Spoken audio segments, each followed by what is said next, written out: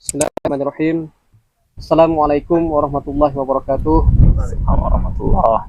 Alhamdulillahillazi ala ihsanih wa syukru lahu ala taufiqi wa amtinanih. Wa asyhadu an la ilaha illallah ta'ziman lisya'nih wa asyhadu anna Muhammadan abduhu wa rasuluh ad-da'i ila ridwanih. Allahumma salli wa sallim ala hadzal nabiyil karim wa ala alihi wa sahbihi wa man tabi'ahum bi ihsanin ila yaumiddin. Alhamdulillah wa syukrulillah. Saat ini saya sedang bersama Ustadz Abdurrahman Ayo, sambil menikmati udang madu jahe, plus jeruk campur nipis. jeruk nipis. Masya Allah. Betul-betul malam yang indah ini. Malam indah di Pulau Derawan. Masya Allah, ini Sambil- nikmat Allah malang kita dustakan ya. Sambil bakar-bakar ikan, masya Allah. Bakar-bakar ikan, Masya Allah. Insyaallah pada malam hari ini kita akan berbincang-bincang dengan beliau, membahas sedikit tentang dakwah yang ngopi saja. Ya. Ngobrol perkara iman, ngopi. Ya. Ngobrol perkara iman. Pas Jadi dah. sambil minum jahe plus jeruk nipis, Masya Allah. Ya. Jadi kita akan bahas tentang perkembangan dakwah, terutama di Berau, Kalimantan Timur, dan juga kita sedikit menyindir tentang fanatisme, ya, sifat ta'asub yang tumbuh subur di kalangan kaum muslimin yang seharusnya kita hindari, dan juga banyaknya perpecahan yang terjadi. Ya. Nah, ini kira-kira seperti apa Seth, antum melihat permasalahan perpecahan ini? Inti penyebabnya apa kira-kira? Ya, bismillahirrahmanirrahim. Alhamdulillahirabbil alamin wassalatu wassalamu ala Rasulillah wa ala alihi wa sahbihi wa man tabi'ahum bi ihsanin ila yaumiddin wa sallama tasliman katsiran. Ya, jadi kita sambil ngobrol santai aja, minum-minum. Alhamdulillah. Jadi teman-teman semuanya, pertanyaannya bagus sekali. Seputar masalah polemik yang terjadi di lapangan di dunia dakwah, yang mana kita memang bareng-bareng dengan Ustadz Akhyar, dengan Ustadz-Ustadz yang lain di KIHI ataupun yang lainnya, sama-sama bergerak di dunia dakwah. Dan memang betul, kita dapati di lapangan itu banyaknya terjadi perpecahan. Kalau kita lihat sebab utama perpecahan itu intinya ada di dua hal. Yang pertama, karena kejahilan, yaitu tidak punya ilmu, atau dia salah pemahaman, ya, atau dia baru mendapatkan sebagian, belum versi utuh. Ya, jadi ini yang pertama. Jadi jahil itu bukan berarti dia betul-betul dia tidak tahu sama sekali. Terkadang memang dia tidak tahu sama sekali, atau memang dia itu punya ilmu tetapi salah paham, atau dia baru tahu sebagian belum utuh.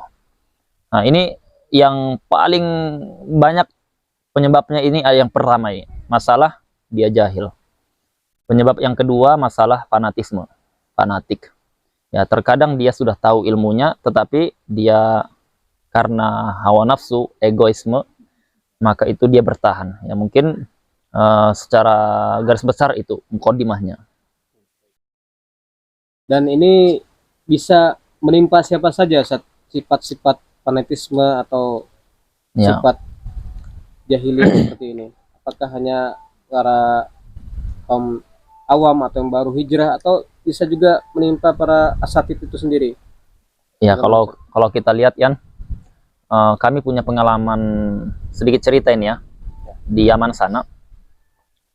Jadi perpecahan yang ada kebanyakan di tubuh dai para duat di Indonesia ini, kalau kita tarik benangnya, muara asalnya itu di Yaman. Ya, karena kita tahu persis masalah di Yaman ini, karena kita pernah di sana. Ternyata memang di Yaman itu antara beberapa syekh, beberapa guru dengan guru yang lain berbeda pemahaman. Berbeda pemahaman ini kalau kita kaji secara ilmiah, secara keilmuan, perbedaan yang masih sangat bisa ditoleransi, perbedaan yang boleh berbeda, bukan perbedaan masalah prinsip ataupun masalah akidah atau semisalnya.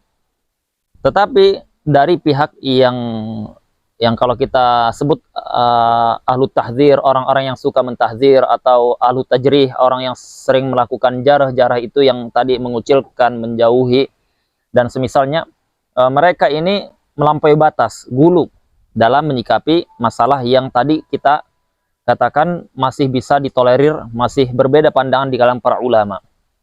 Nah, jadi di Yaman sana, guru kami pun Syekhuna Syekh Abdul Hasan hafizahullah ta'ala termasuk yang menjadi korban.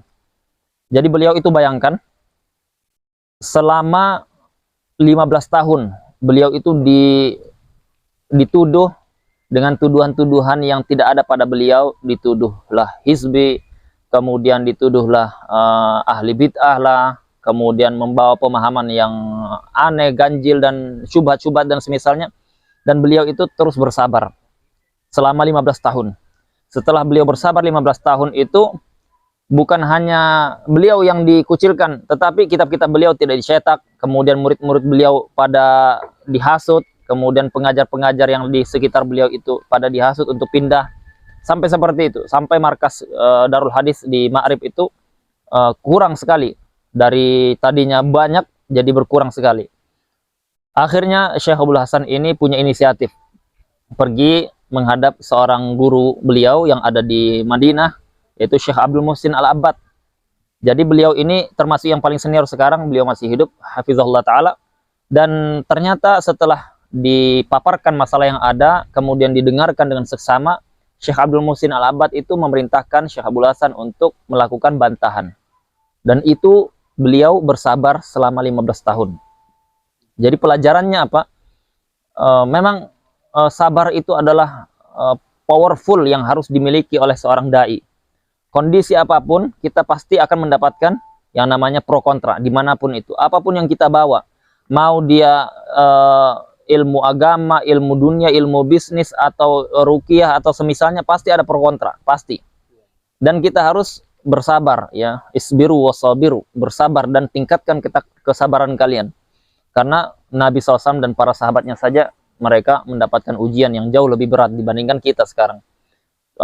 Tapi poinnya di sini, guru kita itu mengajarkan kita agar bersabar, tidak perlu terlalu ngegas, ya, karena masalah itu akan berlalu kalau didiamkan, ya, kalau didiamkan berlalu. Makanya ketika Maryam dia memiliki anak tanpa ayah, Allah memerintahkan dia untuk diam selama 3 hari. Karena kalau kita bicara, itu dianggap pembelaan terhadap diri kita, diam aja. Kalau diam, itu akan masalah itu akan berlalunya waktu, akan dilupakan. Capek sendiri dan bosan sendiri orang-orang yang dia mengusik-musik itu. Akhirnya diperintahkan Syekh Abdul Hasan untuk membantah, dan beliau buat buku 2 jilid, judulnya Ad-Difa' ila Ahlil Atba', yaitu bantahan bagi orang-orang yang mengikuti pemikiran seorang syekh yang dikenal di Madinah, yaitu Syekh Rabi' Al-Madkhali. Ya. Itu asal muasalnya perpecahan di kalangan masyayikh terjadi, kemudian turun ke murid-muridnya. Jadi murid-muridnya sampai ke Indonesia berlanjut itu. Dan sampai sekarang masing-masing masih memiliki pemahaman yang kurang lebih sama. Nah, kita lihat kalau perpecahan yang ada ini, ya, khususnya di kalangan teman-teman yang pegiat dakwah yang mengintisab kepada manhaj salaf ini, memang 2 tadi, yaitu keilmuan yang dia masih belum utuh, masih tanda tanya, jadi belum clear. Ya, contoh kecil. Dalam fenomena masalah ini kelompok ini Ahlussunnah atau bukan, orang ini Ahlussunnah atau bukan, itu mereka tidak memiliki dhabit, ya, yaitu rambu-rambu yang paten, ya. Kalau kita ditanya siapa Ahlussunnah itu, ya, maka mereka akan menjawab Ahlussunnah adalah yang mengikuti Nabi dan para sahabatnya. Jawaban seperti ini jawaban global. Kita ingin jawaban yang spesifik. Kalau orang di pasar dia tidak ikuti Nabi dan para sahabatnya karena dia jahil, apakah dia ahli bid'ah atau bukan? Ya, kalau versi seperti ini, maka orang-orang yang ada di pasar, yang ada di pabrik-pabrik, yang ada buru-buru itu ahli bid'ah semua jadinya nanti. Ya, dan ini sangat fatal, sangat berbahaya. Karena kita akan menuduh orang-orang di luar sana, mereka bukan ahlu sunnah atau semisalnya. Kita saja yang ahlu sunnah. Jadi mengkaplingkan karena bekal ilmu yang dangkal tadi. Dan ini yang paling banyak penyebabnya. Ya. Dan tidak heran kalau misalkan antum bertemu dengan orang-orang yang gaya seperti ini, antum pasti ditanyakan, manhaj antum siapa? Apa? Guru antum di mana? Belajar di mana? Apalagi antum bawa ilmu ruqyah dan semisalnya. Akan dipertanyakan, otomatis dia akan lebih banyak kontra, ya. Itu di antara turunan dari pemahaman yang tadi dangkal ini. Jadi antum mungkin pernah punya pengalaman, artinya dipermasalahkan masalah ruqyah dan semisalnya, itu gara-gara buah dari kurangnya ilmu, dangkalnya ilmu. Ya, mungkin ya antum pernah merasakan sendiri lah ya. Dan kalau kita lihat secara umum mereka ini, ketika kita sampaikan bahwasanya bukankah kewajiban kita itu adalah menasehati saudara kita, itu kan yang dilakukan para salaf kita. Di antara menasehati itu sebelum menyikapi sesuatu harus namanya tabayun dulu, cross check dulu, ya. Harus namanya husnudzon dikedepankan dibandingkan suudzon. Karena kita sesama pegiat dakwah, tidak mudah loh kita milih jalan dakwah ini. Berat. Kita hijrah itu berat. Kemudian kita sudah berusaha baik, kemudian saudara kita sesama dai, dia suudzon ke kita. Dia tanpa cross check, tanpa tabayun, kemudian dia mengklaim dia ikuti salaf. Ini salaf mana? Salaf dari mana yang seperti ini? Cari riwayatnya yang dia itu seperti itu. Yang mereka keras itu terhadap orang kafir dan orang-orang ahli bid'ah yang bid'ahnya jelas, seperti Qadariyah, Mu'tazilah, Jahmiyah, Syiah, Khawarij. Nah, ini enggak, dia menyikapi saudaranya sendiri, bahkan terkadang mohon maaf, ini terkadang kayak bukan saudara. Ya, bahkan terkadang lebih disibukkan membicarakan saudaranya dibandingkan orang-orang kafir. Orang kafir selamat, orang Syiah selamat, LGBT selamat. Tapi apa, saudaranya dihabisi, dijatuhkan kehormatannya, dan semisalnya. Ini wallahi demi Allah, ini bukan manhaj salaf sama sekali. Ya, kita cari di kitab manapun tidak ada itu. Dan ini yang parahnya masih ada dan masih dijadikan semacam jalan berpikir, jalan beragama, dipertahankan itu. Ini berbahaya sekali. Bagaimana kalau gurunya seperti itu, muridnya bagaimana? Lebih parah lagi. Oleh karenanya ketika Syekh Abdul Muhsin Al-Abbad ketika itu merintahkan Syekh Abdul Hasan membuat buku bantahan, dia buat buku bantahan 2 jilid, ada kitabnya di rumah, dan beliau membantah secara detail satu persatu. Kata beliau, setelah ini saya tidak akan berbicara lagi. Kalau ada bantahan ilmiah akan saya jawab, tapi kalau tidak ada, saya tidak akan pedulikan lagi. Sampai sekarang sudah hitungan puluhan tahun belum ada bantahannya, belum ada jawabannya. Oleh karenanya kami sampaikan ke saudara-saudara kita yang mengikuti metode manhaj yang diklaim ini kebenaran, itu adalah sesuatu yang perlu dikaji ulang. Ini kita nasihatkan untuk diri pribadi dan antum semuanya. Ya, kalau misalkan ada keliru, versinya antum, anggaplah itu memang keliru, nasihati kami. Ya, nomor handphone ada, alamat rumah lengkap, teman-teman bisa dihubungi kapanpun, kita bisa. Kita sangat welcome. Ngopi, ya tabayun Ustaz. Kan kita welcome ngopi bareng, enggak apa-apa, kita siap yang jamu, kita siap servis karena antum saudara kami.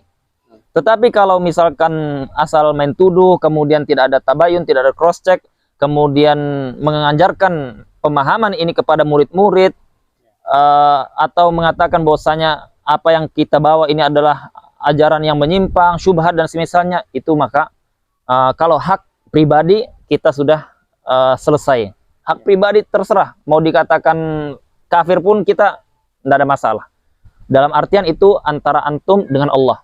Tetapi kalau sudah bicara masalah pemahamannya ini berbahaya, membawa syubhat, penyimpangannya di sini, nah ini harus kita kaji. Berarti ini masalah agama sudah.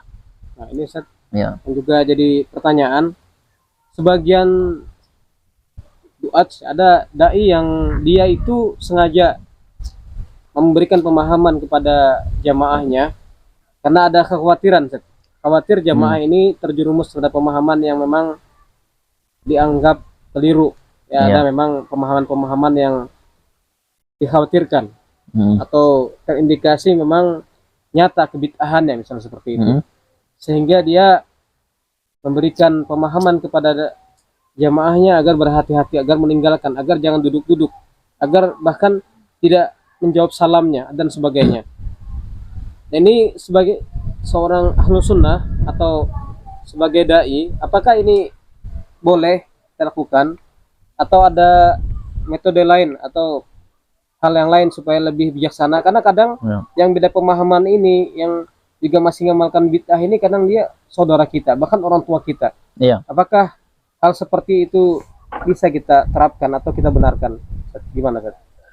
Iya, kembali ke tadi masalah bahwasanya kita harus punya pemahaman, mindset bahwasanya dai itu bukan tugas yang mudah. Dai bisa benar, bisa salah. Tidak ada dai yang dia itu berusaha untuk mengikuti kitabullah sunnah Rasulullah dia sengaja salah, itu tidak ada. Kalaupun dia keliru, itu berarti memang karena kusurnya dia, kekurangan dia sebagai seorang manusia, sebagai seorang penuntut ilmu yang memang ilmunya kurang. Nah, orang seperti ini disikapi seperti seorang pasien yang sakit. Dokter misalkan dia ada orang yang sakit paru. Ketika dikritisi sakit parunya, kemudian dia tidak diobati, apa fungsinya? Tidak ada tidak ada memberikan manfaat. Yang dibutuhkan itu solusi. Yang dibutuhkan adalah, dokter, saya sakit. Saya tahu saya sakit ini mungkin sebab rokok, minuman keras atau semisalnya. Tapi saya datang kepada Anda untuk dapat solusi. Ya, jadi dokter itu menyikapinya, dikasih dia dosis sesuai dengan dosis ininya, kemudian diajarkan hidup sehat, kemudian apa yang pantangan-pantangannya, kan seperti itu. Ya, artinya apa? Dokter ini siapapun yang datang, bagaimanapun rusaknya organ tubuhnya, harus dia fokus dengan bagaimana dia bisa sembuh, bagaimana dia bisa sehat kembali. Jadi kita ketika ada para dai yang menurut versi kita dia melakukan hal yang menyimpang, misalkan versi kita, nah maka apa? Maka kita harus sikapi dia seperti seorang pasien tadi. Ya, pasien itu didatangi, bukan malah dijauhi. Jangan dekati dia.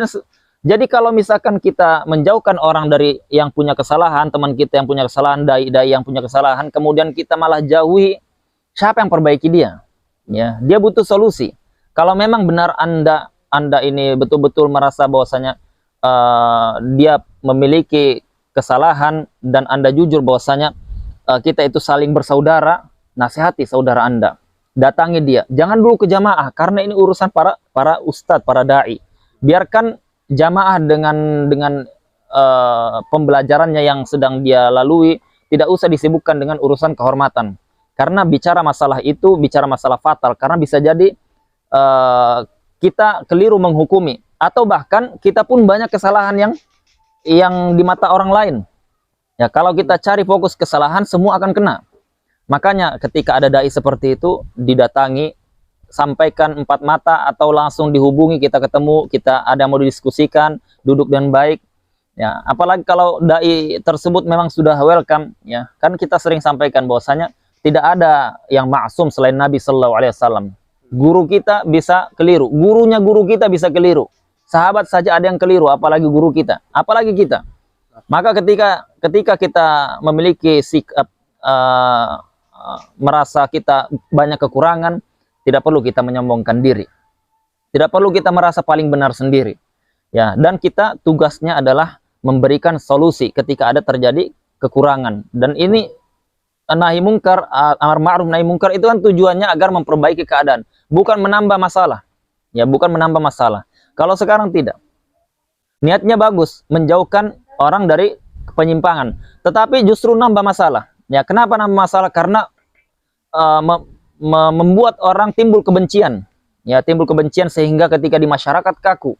Sehingga siapa yang lagi yang mau didekati? Yang didekati hanya yang satu pengajian saja, yang satu guru saja. Sisanya dianggap ahli bid'ah semuanya, banyak penyimpangan semuanya. Akhirnya suudzon dan kaum muslimin. Dan ini dosa sekali.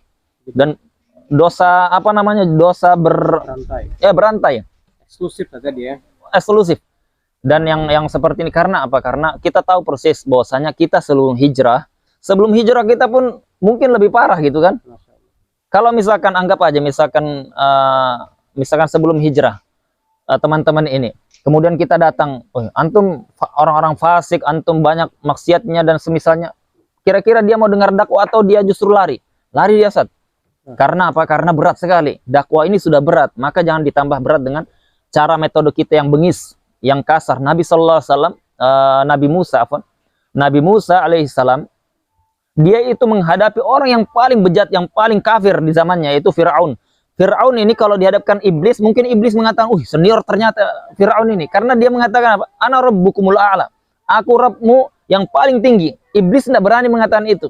Iblis tidak mau sujud, tapi dia tidak mengaku Rabb. Jadi kalau iblis melihat Firaun, ini senior ini. Senior dalam kekufuran. Jadi parahnya Firaun itu sampai seperti itu. Kemudian dia bahkan apa? Menantang, ya. Bangunkan aku bangunan yang tinggi. Aku mau melihat Tuhannya Musa di atas itu. Jadi sampai seperti itu, dianggapnya main-main. Maka ketika itu apa? Allah Subhanahu wa taala mengatakan, "Idhaba ila fir'auna innahu tagha, faqula lahu qawlan layyina la'allahu yatadzakkar aw yakhsha." Allah mengatakan, "Wahai Musa, idhaba, wahai Musa dan Harun, pergilah engkau berdua kepada Firaun. Innahu tagha, karena dia telah melampaui batas." Allah mengatakan di situ, kekufuran Firaun yang parah ini mengatakan, "Ana Rob kalian yang paling tinggi." Tapi kalimat Allah di situ, dia sudah melampaui batas. Tidak dikatakan dia melakukan kekufuran, dia bejat, dia bengis, dia orang fasik, dia bangsat atau semisalnya. Tidak. Allah hanya mengatakan dengan bahasa yang apa? Bahasa yang sangat-sangat santun. Ya, dia sudah melampaui batas. Ya. Bahkan disebutkan Nabi Musa itu dia kurang cakap dalam masalah hikmah berdakwah. Ya, jadi dia Nabi Musa memang tidak seperti Harun yang dia bahasanya hikmah. Ya.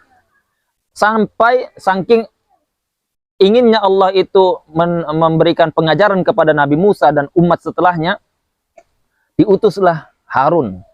Saking, kan Allah tahu nih, Fir'aun tidak akan mau menerima dakwah, ya tidak? Allah tahu. Tetapi kenapa diutus Harun?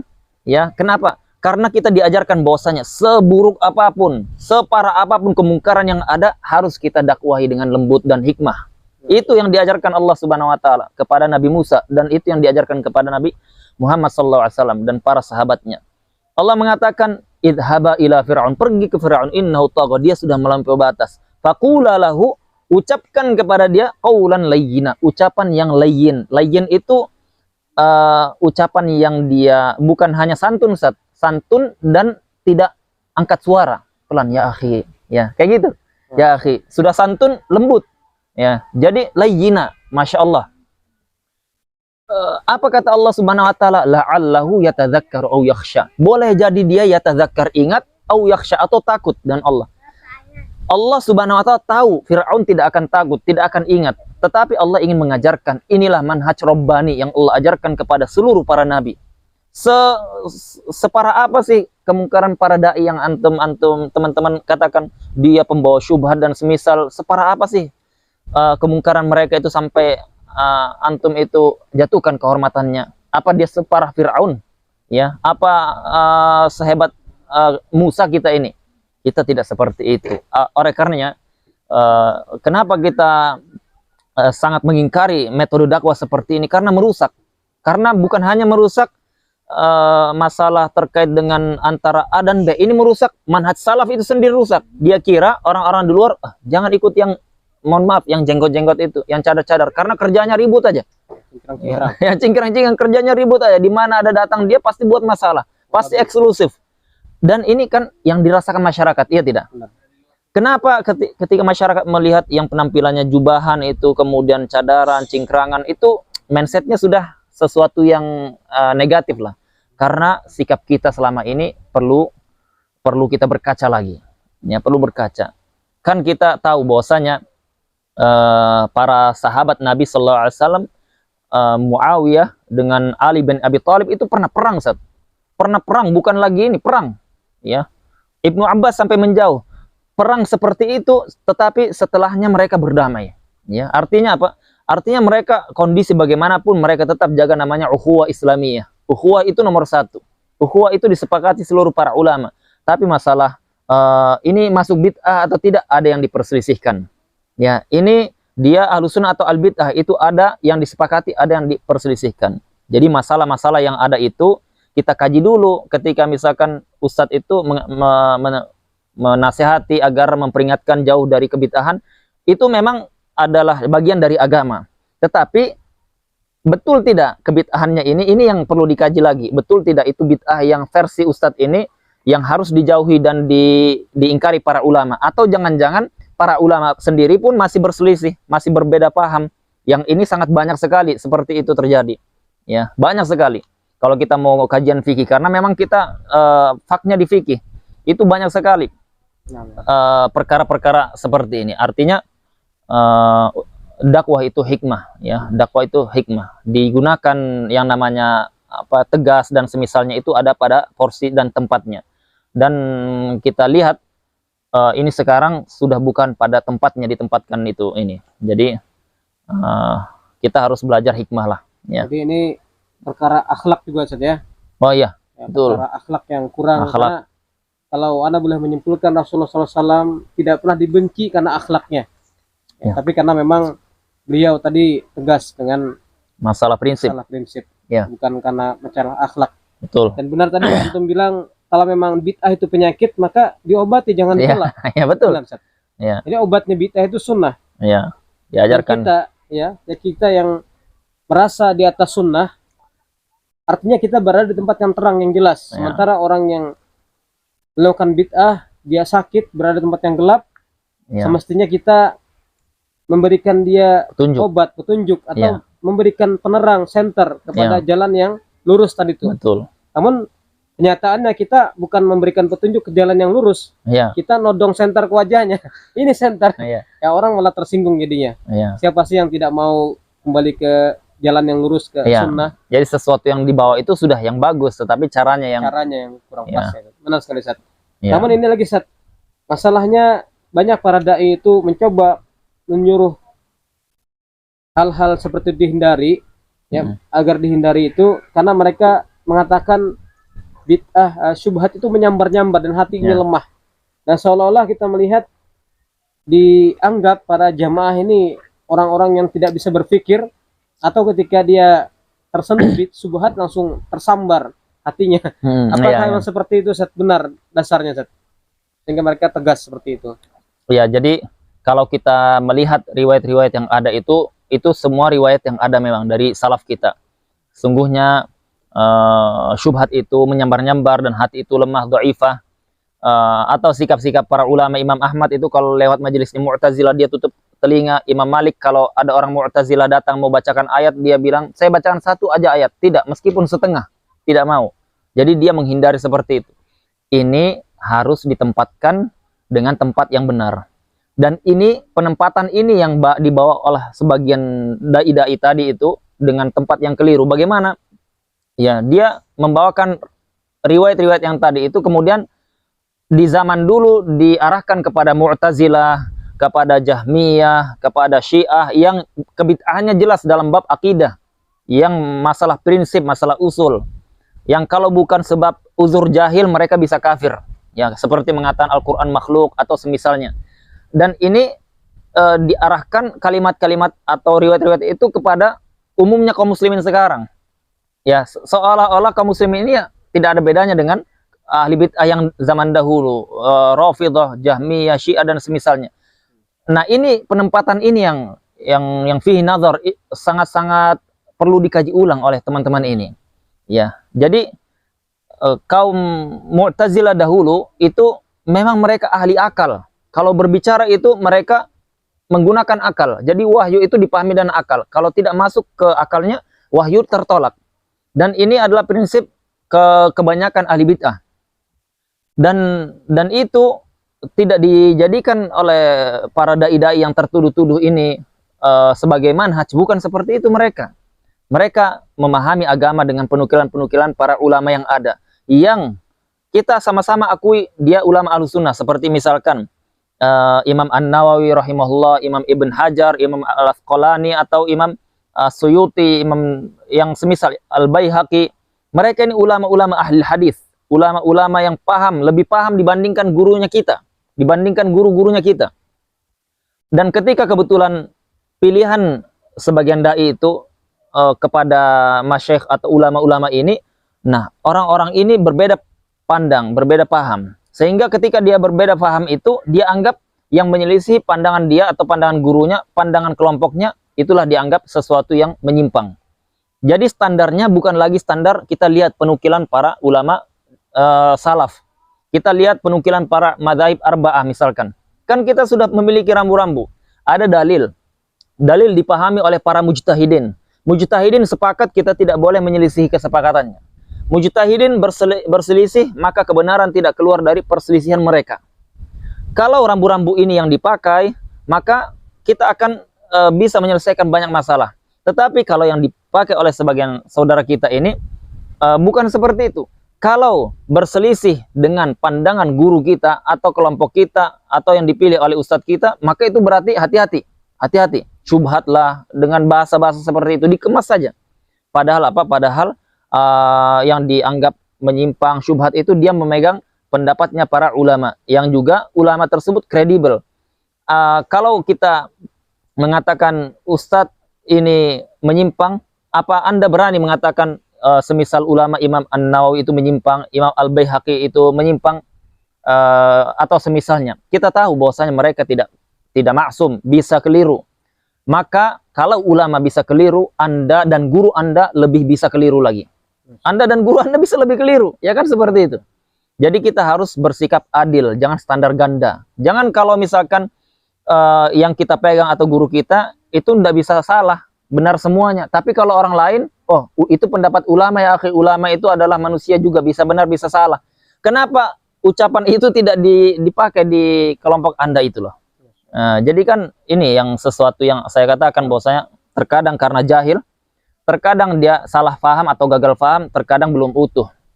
Ya, nah ini yang kita ingin sampaikan. Jadi setiap masalah itu ada porsinya, harus dibahas dengan detail satu persatu. Kalau bahas secara global tentu dia tidak cukup waktu. Ya, banyak masalah yang seperti ini yang artinya apa? Artinya ya, contoh kecil lah. Contoh kecil, kita dulu masalah nyoblos pemilu itu sedikit aja masalah yang kontemporer lah. Nyoblos pemilu itu dulu teman-teman dari kalangan salafiyin mereka itu hampir bersepakat tidak boleh, mutlak 100%. Pokoknya yang menyelisih itu seolah-olah bukan lagi Ahlus Sunnah. Ya, itu dulu mungkin sekitar 10 tahun yang lalu. Ya, belajarlah para doktor-doktor yang ada, kemudian berapa tahun kemudian ada lagi pemilu, kemudian terjadi perbedaan pendapat di kalangan para ustadz kita ini. Kemudian akhirnya sebagian membolehkan. Yang kemarin itu mengatakan tidak boleh, sebagian berubah pendapat. Ya, sebagian bertahan. Kemudian pemilu lagi di 5 tahun berikutnya, yang tadi mengatakan boleh ini bertambah. Mereka mengatakan mayoritas ulama membolehkan. Jadi apa? Dia berunut Ustaz. Jadi di awal-awal mengatakan tidak boleh sama sekali. Pokoknya itu mana ada salafi nyoblos gitu kan? Ya, mana ada Ahlus Sunnah nyoblos gitu. Itu produk kufar dan semisalnya. Yang fase kedua boleh, ada khilaf ternyata. Fase ketiga, oh jumhur ternyata, mayoritas. Artinya apa? Ilmu itu begitu. Ya, ilmu itu dia semakin kita kaji, kita akan mendapat ternyata ilmu saya ini baru sekedar satu corong ini yang saya lihat. Ternyata kalau dibuka, ternyata lebih ini lagi. Kayak orang di dataran rendah, dia lihat yang sekelilingnya aja. Tapi kalau dia naik ke tingkat lebih tinggi lagi, dia lihat lebih banyak. Oh ternyata luas juga sekitaran saya ini. Oh ternyata ada ini, ada itu. Jadi kita pakai kacamata yang lebih luas. Dan itulah cara para ulama dalam menyikapi perbedaan. Ya, mereka saling tasamuh. Perbedaan banyak sekali kalau kita bahas. Jadi masalah perbedaan seperti ini harus dikaji apa dulu perbedaannya. Ya, tidak semua perbedaan ditolerir, tidak. Ya, bukan kita melegalkan semua perbedaan, tidak. Ya, dalam masalah-masalah yang diperbolehkan ulama, mereka saling tolerir, itu kenapa kita tidak mengikuti mereka? Kenapa kita memaksakan harus satu pendapat? Nah, ini yang menyebabkan banyaknya tadi asal tuduh atau saling klaim atau suudzon. Nah, Vonis. Ustaz, kalau analis dengarkan penjelasan antum ini, banyak sekali kesimpulan-kesimpulan yang bisa kita ambil atau hikmah. Ya. Di antaranya memang tidak hikmah juga kita membatasi jamaah kita untuk jangan ngaji ke sana, ke sini, atau sama Ustadz Fulan, Ustadz Alan. Ya. Ternyata itu justru akan membuat pemahamannya tidak luas, Ustadz, ya. Betul. Tidak luas dan akan justru nanti memunculkan sikap hulu terhadap Ustadz. Betul. Sehingga bukan lagi kita ngikutin ulama salaf, justru malah menjadi pengikut Ustadz. Ya, pengikut Ustadz. Pengikut Ustadz, bukan kita ngikutin, bukan lagi salafi jadinya. Sementara kita berebut gelar salafi itu sendiri. Iya, padahal salaf itu kan mengikuti ulama pendahulu. Kalau sekarang Anda sholat mengikuti siapa? Mengikuti yang dijelaskan Ustadz A, Ustadz B. Berarti bukan salaf itu namanya. Salaf. Ya. Apalagi pemahaman manhajnya bukan ngikutin tadi pemahaman salaf, Iya. itu pemahaman Ustadz. Berarti bukan manhaj salaf, ya. Iya. Ini subhat juga jadi, Ustadz, ya. Ya, artinya begini, Ustadz, Anda tambahkan sedikit. Kita juga tidak membuka ruang bahwasanya belajar bisa dengan siapa saja. Sebagaimana kita ketika berobat penyakit jantung ini, anak kita bocor jantungnya, kita pasti datang kepada seorang spesialis yang spesialis di faknya, di bidangnya, jantung. Tidak asal, pokoknya dokter umum kita ambil langsung, kita periksa ke dia, enggak. Kita tetap apa? Tetap ada namanya rambu-rambunya. Tetapi ketika belajar agama, itu juga tetap ada rambu-rambunya. Artinya seseorang itu belajar dari siapapun selagi dia itu mengikuti kitabullah, sunnah Rasulullah, dan ijma'nya salaf. Selagi itu metode dalam dia beragama, menjelaskan agama, maka silahkan ambil. Dan nanti ketika berjalannya waktu, dia akan semakin dewasa, semakin terpelajar, dia bisa milah-milih yang mana yang bisa diambil, yang mana yang tidak. Ya. Insyaallah, ya. Banyak sekali manfaat yang bisa kita ambil malam ini, Ustaz. Ya. Mudah-mudahan sahabat juga yang mendengarkan obrolan kita ini, ngopi kita ini juga mendapatkan manfaat dan kopi jahe. Ya. Jadi juga tidak lagi ta'assuf, ya, tidak lagi jadi gulu terhadap salah satu ustadz atau kelompoknya, karena kita lihat banyak para kelompok-kelompok sekarang yang juga Masya Allah mereka sebenarnya di atas sunnah, cuman masalah sikap, masalah sikap, merasa paling nyunah, masalah wacana akhlak, akhirnya manhaj itu sendiri jadi bahan olok-olokan, kan? Betul. Nah, ini yang harus kita hindari. Mudah-mudahan kita semua bisa bersatu, ya, bersama. Ya, jadi kesimpulannya, Ustaz, mungkin apakah ahlul sunnah atau salafi itu dia harus ada di kelompok A, B, C, atau dia bisa di mana saja misalnya? Karena sebagaimana ketika Rasul mengatakan bahwasanya ahlus sunnah itu Islam ini akan terpecah.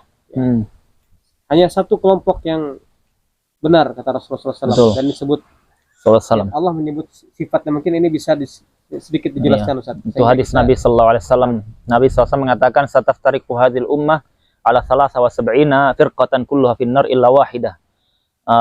Qalu ya Rasulullah, man hum ya Rasulullah, ma ana alaihi al-yawma wa ashabi.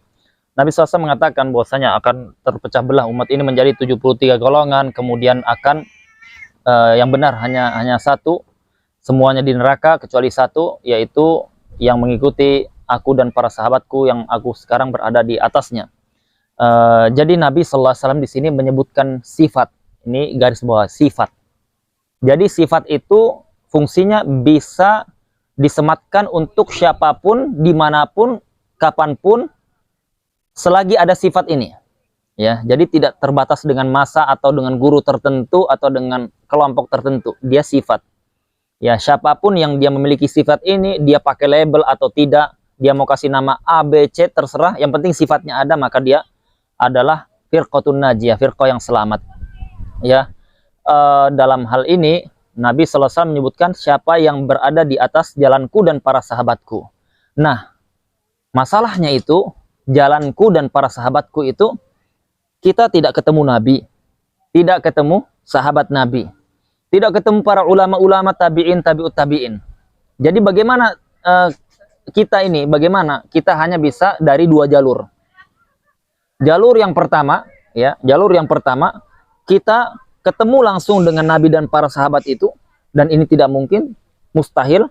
Yang kedua, jalur dari penjelasannya para ulama berdasarkan riwayat-riwayat, berdasarkan dalil-dalil yang ada. Berarti tidak ada jalan kecuali kita mengikuti ulama dalam masalah mengikuti sifat yang diinginkan Nabi SAW, firqah najiyah ini. Nah, mengikuti para ulama itu berarti kita kembali ke masalah ulama.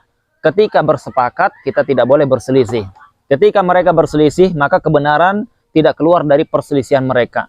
Siapapun yang mengikuti metode ini, ya, mengikuti ulama-ulama para mujtahid, Imam Abu Hanifah, Imam Malik, Imam Ahmad, Imam Syafi'i, maka mereka semua ulama salaf, ya, dan mereka semuanya sepakat para ulama ahlu sunnah. Siapa yang mengikuti jalurnya mereka dalam bab yang mereka bersepakat dan berselisih, maka dia boleh diambil ilmunya. Maka silahkan belajar dengannya. Maka itu adalah ahlu sunnah. Tidak boleh kita keluarkan kecuali dengan sesuatu yang yakin. Yakin dia keluar. Ana bukan ahlu sunnah. Ya, ana syiah dia bilang. Bukan ahlu sunnah berarti. Yakin sudah ini. Ya, nah ini perkara yang harus dipahami. Jadi kita harus punya hukum asal. Rel, patokan. Patokannya apa? Patokannya itu tadi. Beragama dengan kitabullah, sunnah Rasulullah, dan ijma'nya para ulama salaf. Kalau detailnya lagi ikuti para ulama yang dia itu mengikuti metode pemahaman atau dalil ini, ya, dalil 3 ini. Ketika berselisih mereka tidak kebenaran tidak keluar dari perselisihan mereka. Jadi bukan semua perselisihan dianggap yang berselisih ulama, ya. Nah, mudah-mudahan ini bisa bermanfaat. Nah, jadi selama itu ulama salaf serta di generasi Imam Syafi'i, Imam Ahmad, iya, salaf semua, ya, 300 Hijriah ke atas. Nah, ini disebut matal imam mawalidul imam. Iya. Mati imam lahir imam. Iya. Mungkin itu Ustaz obrolan kita malam hari ini dan bermanfaat. Demikian bisa antum tutup Ustaz. Ya, mudah-mudahan teman-teman semuanya kita menginginkan persatuan itu bukan artian persatuan di atas batil. Kita inginkan persatuan di atas jalan yang benar, jalan yang diinginkan Allah dan Rasulnya. Yaitu kita siapapun yang dia mengintisab diri kepada Islam dan ahlu sunnah, dia katakan saya Islam, saya ahlu sunnah, maka dia saudara kita.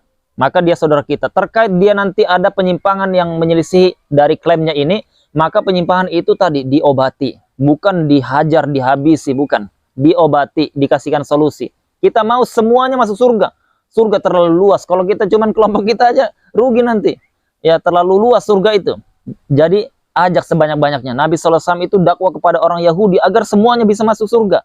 Ya, itu dakwah para nabi dan rasul, bukan justru menjauhkan orang dari agama Allah dengan dikemas dengan label manhaj dan semisalnya. Kita kaji lagi ilmu karena ilmu sangat luas. Guru kita bisa salah. Kita katakan Imam Syafi'i bisa salah, apalagi kita, apalagi guru kita. Ya, maka jangan pernah menganggap ilmu yang kita dapatkan itu sudah final, kecuali dalam perkara yang pasti yakin 100% itu final, ya, rukun iman, rukun Islam, kebenaran Islam itu final. Tapi dalam bab-bab yang dia masih berselisih para ulama, perselisihan para ulama itu kata Ibnu Qudamah dalam kitabnya Raudhatun Nadhir, itu dalil mereka tidak bersepakat. Kalau mereka tidak bersepakat, itu dalil bolehnya berselisih. Ya, karena yang berselisih siapa? Para ulama, bukan orang jahil. Ya, mudah-mudahan ini bisa bermanfaat. Kita mengajak kepada saudara-saudara kita, kalau ada kesalahan, nasihati kami, silahkan, kita sangat terbuka, welcome, dan kapanpun itu, dimanapun itu, kita insya Allah sangat-sangat terbuka. Mudah-mudahan kita disatukan di atas iman, dan kita diberikan kesabaran dalam menjalankan dakwah ini, karena dakwah ini sangat berat, harus kita bergandengan tangan, dan kita sama-sama menuju ridha Allah Subhanahu wa taala. Qulu qouli hadza astaghfirullah subhanakallahumma wa bihamdika asyhadu an la ilaha illa anta astaghfiruka wa atubu ilaik. Assalamualaikum warahmatullahi wabarakatuh.